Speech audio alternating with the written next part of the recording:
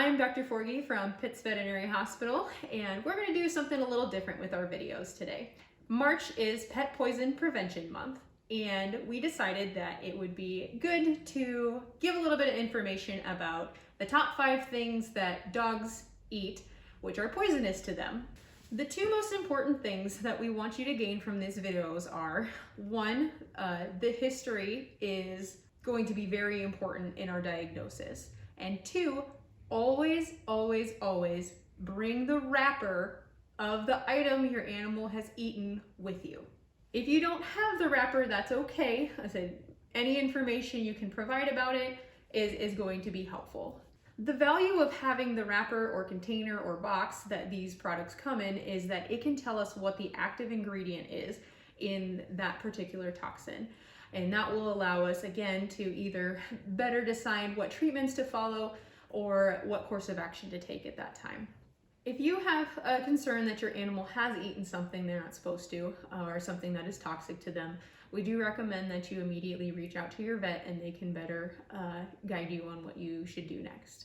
There are plenty of toxins out there that can be poisonous to your pets. However, these are the 5 that we feel are the most commonly seen or the ones that we see most often coming into our clinic. The first dish in our 5-course danger meal is Methylxanthines, which include chocolate, coffee, and tea. I have placed these items together in the same category because they have very similar active ingredients. Each one will lead to an overstimulation of the nervous system. This stimulation would present itself in hyperactivity, agitation, or potentially seizures. A majority of time, it also leads to gastrointestinal irritation, which will result in vomiting or diarrhea.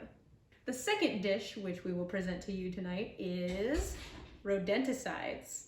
This is one that we stress over and over to bring the box with you if you have it available. There are some times where your pet will find something that you didn't place, and in which case, we'll do our best to take care of it, but if you know what type and what brand you bought, please bring this with you. These can take 1 meal and can reach peak levels in minutes to hours after being eaten. Symptoms may be delayed 3 to 6 days after exposure. However, the majority of clinical signs will be related to hemorrhage or blood loss. Animals are often weak, anemic, or have difficulty breathing due to bleeding into the lungs, bloody stools, or even bloody noses. Occasionally, they will have nervous system signs like the inability to stand or walk straight, mostly due to bleeding which can occur in the brain. Unfortunately, sudden death can also be a result if severe enough. The second type of rodenticide is called cholecalciferol, which is vitamin D toxicosis. In this scenario, the kidneys convert this toxin into calcitriol, which is the toxin. This creates persistent overproduction of calcium and phosphorus, leading to kidney failure. For this rodenticide, clinical signs or symptoms can begin within 12 to 36 hours after ingestion. Not eating, vomiting, increased drinking, and urination. Eventually, mineralization of the kidneys, heart, and lungs can also occur. The largest concern would be the development of kidney failure. There are still other types of rodenticides, which we have not discussed today. This being one of them, which is bromethylin. There is also metaldehydes and strychnine. This is why it is so important that you bring the wrapper or container with you so that we can provide quick and efficient care. For the palate cleansing portion of our 5-course meal, we decided to go with something a little bit lighter. Grapes and raisins. Unfortunately for this particular toxin, we actually do not know what the active ingredient is.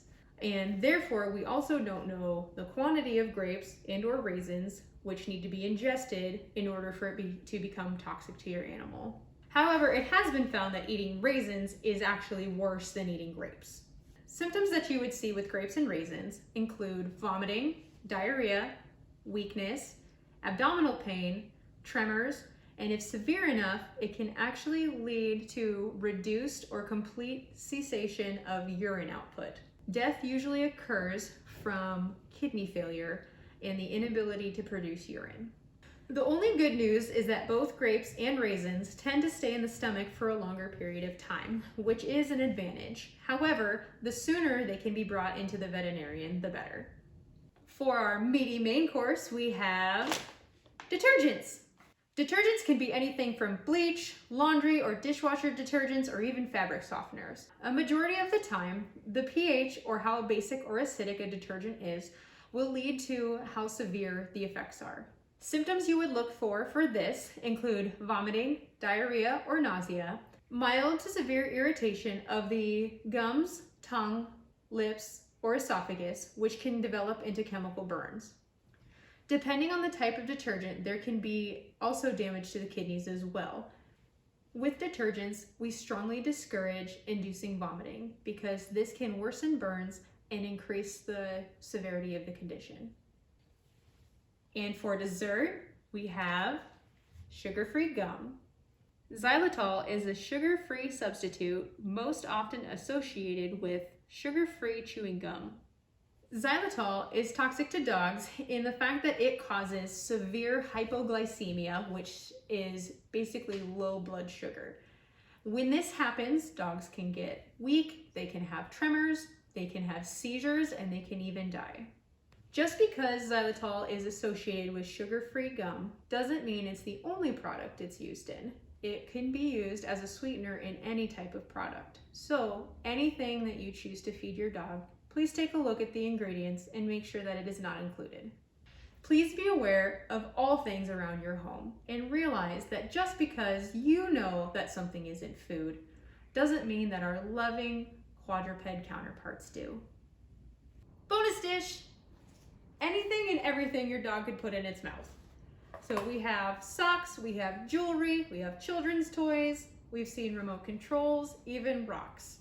If you are suspicious or concerned or know that your dog ate something it wasn't supposed to, please contact your veterinarian. If your dog eats an illicit drug, please tell us and don't make us guess. We're not the police, we're not going to tell on you, but we would like to help your animal, so please just be honest with us. Hopefully you found this information helpful and interesting, and hopefully we provided some life-saving knowledge for you today. We continue to hope that everyone is staying healthy and happy, people and pets included.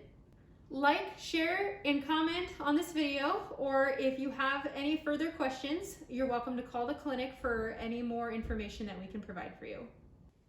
The first dish in our 5-course danger meal that we are producing, dang it, I want to say it so bad. Okay.